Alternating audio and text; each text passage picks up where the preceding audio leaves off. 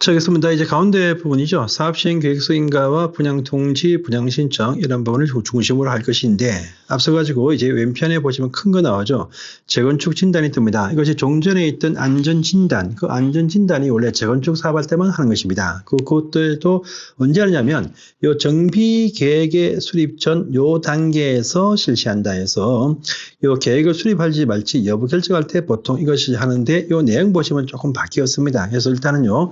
이제는 이제 정비 계획에 수립할 때 요때 요때 하지만 결정은 사업 시행 계획서 인가 요 결정 전까지 한다 해서 시간을 좀 길게 주고 하게 이렇게 바뀌었습니다. 그래서 보시는데요. 자, 일단 그 명칭이 안전진단에서 재건축 진단 이렇게 바뀌었습니다. 그래서 실시 보시면요. 시장 군수 등은 재건축을 위한 정비 계획의 수립 시가 도래한 때 사업 시행 인가 전까지 실시한다 했었죠. 원래 원칙은 계획 수립 전에 완전히 진단을 통해서 여부를 결정한다고 했지만 이때 하지 않고 이때 실시 자체를 상당수 기간을 연기했습니다. 이때 하지 않고 이제 사업 시행 인가 하기 전까지 하게 돼 있죠. 그러니까 명칭도 일반권자가 아니고 구역 지정하고 난 다음에 이때쯤 한다. 이렇게 시를 넣추면서 이 사업을 보다 신속하게 하기 위해서 이렇게 완화시켰다. 이렇게 또 아시면 되겠습니다. 그래서 시장 군수 등은 사업 시행 계획서 인가 전까지 실시한다. 이렇게 명확하게 시기를 이렇게 넣추면서 확정을 해 주었습니다. 그래서 보시면 실시한 것이 기본 원칙인데 또 두 번째 보시면 이 주민들이 아까 저희가 이 계획 수립 시가 도래해도 입안하지 아니하면 입안 제한할 수 있다. 또는 요청할 수 있다고 했습니다. 이 요청이나 제한하기 전에 토지 등 소유자 10분의 1 이상의 동의를 받아서 재건축 진단 실시를 요청을 하는 경우에도 실시하는데 이 실시가 사업 시행 계획서 인가 신청하기 전까지 실시한다 이렇게 아시면 되겠습니다. 그런데 이번 사항을 잘 보실 것이 요청을 한다 해서 다 실시하는 것이 아니고 요청 등을 하면은요 30일 안에 요 재건축 진단 실시 여부를 결정해서 통지해주지 재건축 진단 실시를 하는 것은 아니고 여부를 통지해주고 여부 통지한 내용 중에서 하겠다고 했을 때 그때 한다 이렇게 하시면 되겠습니다.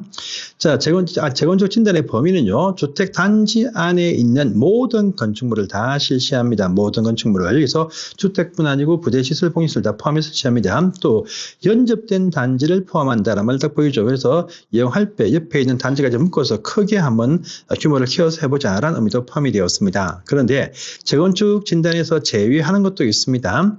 뭐 연식은 묻지 않고 붕괴되기 직전인 그런 식의 건물이 보이면 뭐 연식이 뭡니까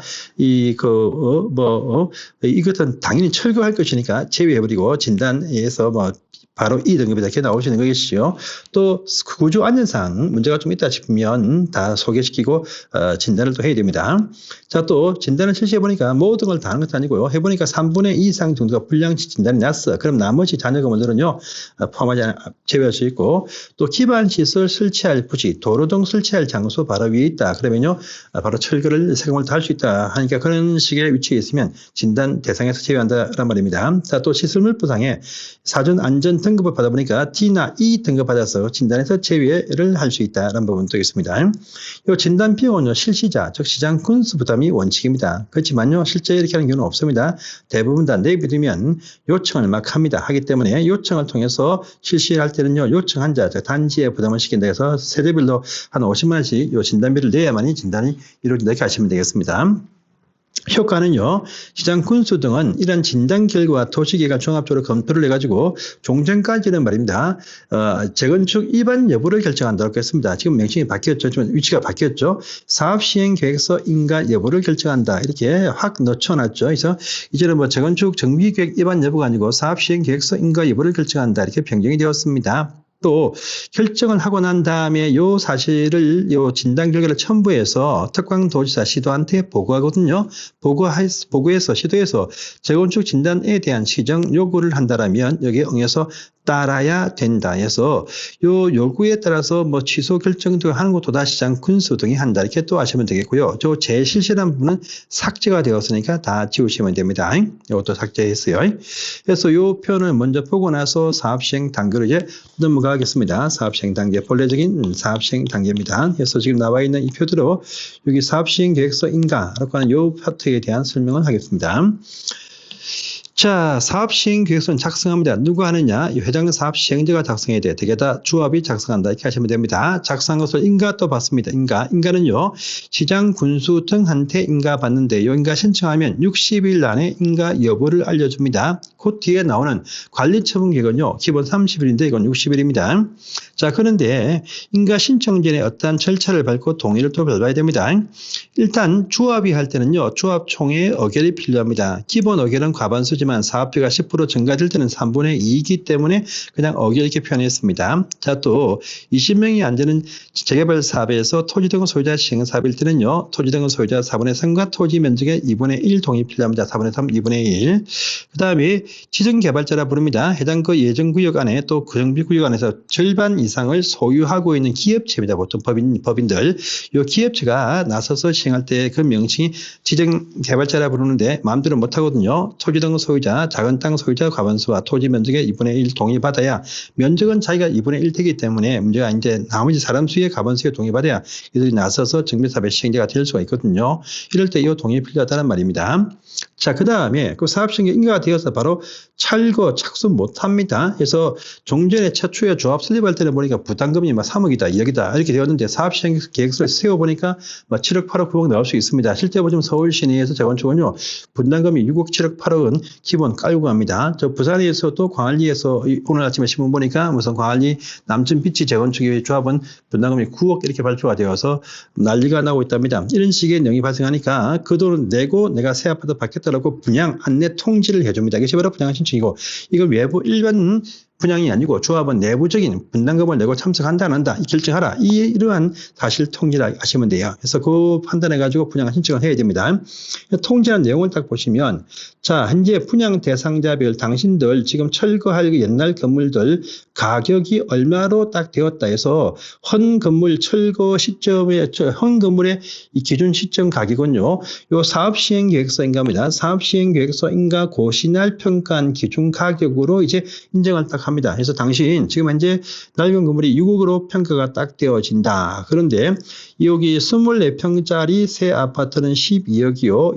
32평짜리 새 아파트는 이것이 18억 되는데, 당신 새 아파트 받으려면요, 24평은 6억, 34평은 12억을 내야 된다. 이렇게 분담금을 추산을 한 금액을 알려줍니다. 그리고 이 돈 내겠다고 당신들 판단되어지면 언제까지 신청하라, 분양 신청 기한 등을 통지를 딱 해줍니다. 그러면 고민을 딱 해가지고요.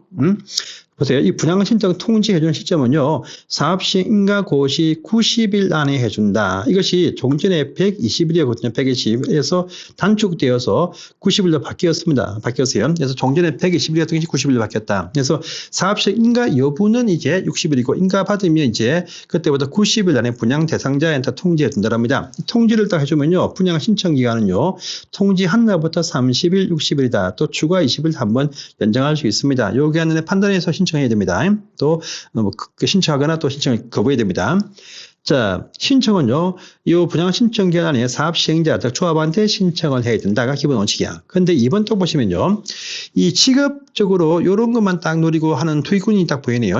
투기가 알지고, 에서도 관리처분 계획 대상 사업에서 직전 5년 안에 분양 신청 대상이 된 사람이 있어. 이 사람은 신청을 못하고 강제 청산당한다. 이렇게 하시면 됩니다. 근데 이 자기 획득도 상속이나 결혼, 이혼 때문에 생겼다. 그러면 받아주겠다는 것도 있습니다. 이와 같이 신청하지 못하는 분 있죠. 신청하지 못하는 분, 요 신청을 못하는 분, 이분들하고 요분들하고요. 그 다음에 신청하지 않는 자, 또 했다가 처리하는 자, 또 강제 체외되는 자도 있습니다. 아까 저희가 토지 등 소유자 포함이 되어도 다 포함하지 않습니다. 그래서 한 집에 24평 한 집에 10명이 공유하고 있다. 그러면 한 개만 딱 줍니다. 같이 제외될 수 있어요.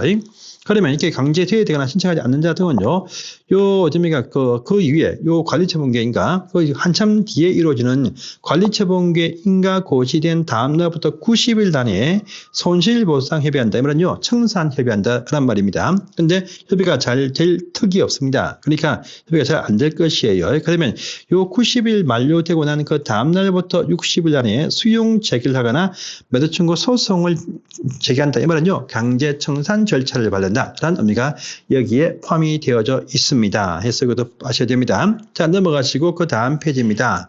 이제 마지막 부분이 나오네요.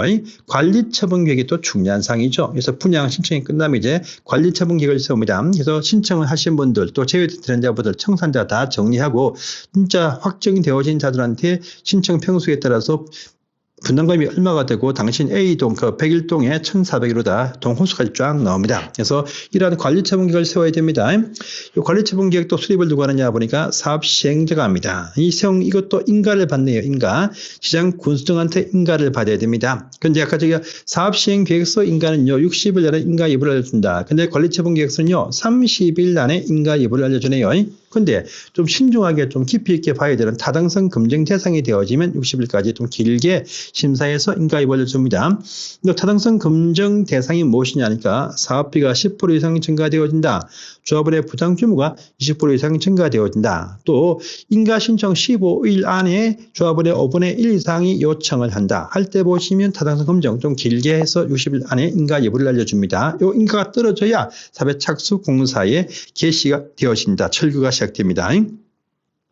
그러면 관리처분 계획에 포함되는 내용이 무엇이냐? 이 내용을 딱 보시면요. 이 분양에 관한 사항이 담겨 있다 보시면 됩니다. 일단 분양 설계합니다. 분양 설계의 수립 기준은 밑에 있습니다. 밑에 있어요. 자, 분양 대상자, 확정되어진 분양 대상자가 누구냐? A다, 뭐 B다, C다 이렇게 나올 것입니다. 이 사람 신청은 몇 평짜리 했느냐? 24평을 신청했다, 34평 했다, 24평 했다.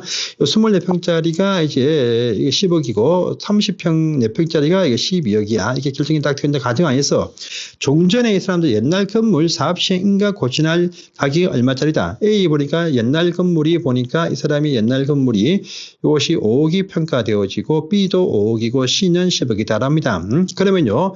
부담 규모가 정비사업 추진하니까 부담 규모가 딱 나옵니다. 그래서 A는 보니까 24평에 12억인데 5억이라 7억을 내야 되고 B는 보니까 5억인데 역시 이 사람이 12억을 신청했네. 그러면요. 얼마 내야 됩니까? 많이 내야 되네요. 10억이고 12억이면 아까 이 사람은 5억이고 7억이 되네. 이 C 같은 경우는 24평을 신청했네요. 10억짜리인데 10억이라. 그럼 당신은 빵이다. 부담금이 없다 이거죠. 그 다음에 분양 대상자의 종전 토지나 건물의 소유권 외 권리명세도 파악해줍니다. 그러니까 A는 보니까 압류, 가압류가 3억이 붙어 있고 B는 보니까 건조당권이 7억이 되어 있고 C는 보니까 뭐 가압류가 5억 되어 있다. 그러면요. 붙은 채로 새 아파트로 넘어간다. 이렇게 하시면 됩니다. 그러면서 세입자 보호를 위해서 세입자별 손실보상 명세 B는 보니까 이 사람이 전세 보증금 3억에 전세하고 있다. 그럼 3억을 딱 기재해서 3억은 전세자한테 가게 이렇게 해주는 권리 보호를 취한다. 이렇게 하시면 됩니다. 자, 분양 설계, 건물을 바꾸는 설계하는데 분양 설계의 기준 시기 중요합니다. 아까 저희가 종전 토지나 건물의 가격 평가 기준 시기는 사업 시행 계획서 인가 고시날인데 분양 설계에 관한 기준 시기는요. 분양 신청 기간이 만료되는 날 기준이다. 분양 신청이 끝나봐야 청산자 또 신청자가 구분할 수 있다라는 의미가 포함이 되어 있습니다. 자, 수립 규정 보시면 균형 합리적으로 균형 있게 해야 돼. 그래서 근데 늘려서 할 수도 있어요. 자, 종전 평수가 이제 10평짜리 분인데 이분 당연히 제일 작은 평수가 24평이야. 돈 더 받고 늘려줍니다.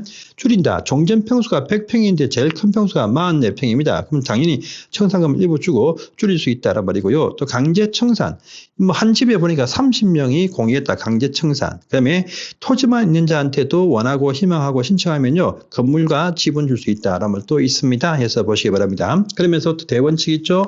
1주택 공급이 기본 원칙에 대해서 주택을 한 개 준다랍니다. 왜냐하면 2개 소유해도 한 개 주고 1개 주도 한 개 준다. 10개 주도 한 개 준다. 이 말이 기본 원칙이고 또 공유했다. 합작을 한 개 준다. 이것이 기본적인 원칙입니다. 그런데 예외도 있습니다. 어떤 경우냐. 토지 공유야. 건물 공유면 다 합쳐가지고 한 개인데 토지 공유다. 토지가 보니까 과소 토지 기준 면적 이상 큰 땅 200평에 3명이 있다. 그러면요.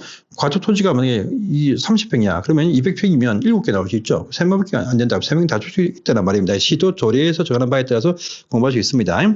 그 다음에 재건축 사업을 잡으세요. 재건축 사업. 재건축 사업에 또 혜택을 막 줍니다. 재건축 사업이 보시면 과밀 억제권역이 아닌 곳, 서울 인근 지역이 아닌 지방, 또 과밀 억제권역을 이렇게 나누어서 딱 봅니다. 과밀 억제권역이 아닌 곳에서의 재건축은요, 가진 수만치 다 줄 수 있어요. 10개 있다, 10개, 20개 10개 있다 20개 주고 2개 있다 2개 줍니다. 또 가밀 억제권 안에서의 재건축은요 3주택까지 가능하다. 이 말은요 1개 있다 3개 아닙니다. 1개 있다 1개, 2개 있다 2개, 3개 있다 3개, 4개 있다 3개, 10개 있다 3개. 바로 요 얘기입니다. 요 기가. 근데 토기 가일 주거나 조정 대상 지역 안에 있으면 항상 1개만 주겠다. 딴 건 다 청산한다는 말입니다. 또 3번 상을 잘 보세요. 자, 종전 주거 전용 면적과 종전 사업 시행 인가 고시를 기준한 가격, 종전 토지가 보니까 아파트가 100평이야, 100평. 또는요, 종전 토지가 이것이 100억에 해당되는 토지 가치가 있다라고 합니다. 이럴 때는요, 1 플러스 1 집 2개 줄 수가 있다랍니다. 모든 사업일 때 보시면. 그래서 100평일 때 보시면 34평 하나, 24평 하나, 100억짜리 이분 또 44평 하나, 또 24평 하나, 이렇게 2개 줄 수가 있다는 말입니다. 그런데 이 한 개는 소형주택 60제곱미터 이하 소형으로 줘야 됩니다. 저 24평짜리 이야기했죠.